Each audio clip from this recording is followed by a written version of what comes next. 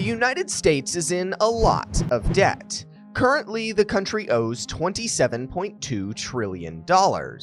But who would even lend them that much money? Who does the US owe this massive sum? Well, the answer to that is pretty simple. In large part, it owes itself that money. But there's also quite a few other countries it owes to.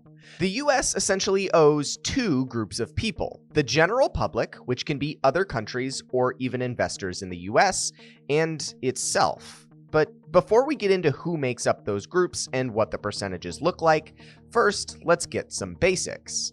Whenever the US government needs money, it raises that money through the issuing of savings bonds or treasury bonds.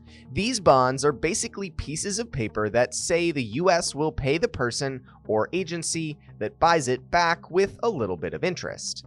Many people want to buy bonds because they're pretty solid investments, like banks, foreign governments, and maybe even you.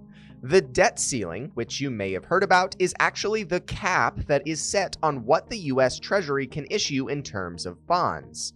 Congress will raise the debt ceiling to finance government spending through the sale of more of these treasuries. With those basics out of the way of how the government is funded, who actually owns all of these bonds? No, it's not really one of our enemies or some secret super powerful group. Foreign governments and investors only own about 30% of overall US debt, whereas the remaining 70% is either held by US investors, the Federal Reserve, or even the US government itself. US investors, like banks, institutions, and regular people, own about 33% of the total debt. The Federal Reserve, or the US's privatized central bank, owns about 12% of the total debt. The US government itself actually owns roughly 27% of total debt. That may not make a lot of sense, but this is essentially agencies like Social Security, Medicare, and disability insurance buying up debt from the US Treasury and using interest payments on that debt to fund their own programs. Normally, you couldn't loan yourself some money, but in the case of governments that print the currency, they actually can.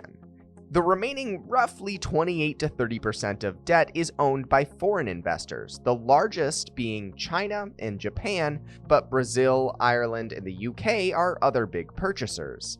Investing in US treasuries allow these countries to control their currency value in relation to the US dollar, which can be beneficial for trade and other monetary policy. So, who does the US owe money to? Well, largely its own people, companies, and even itself. But a third of overall debt is owed to other countries. Do you think we'll ever pay it off? Leave a comment below.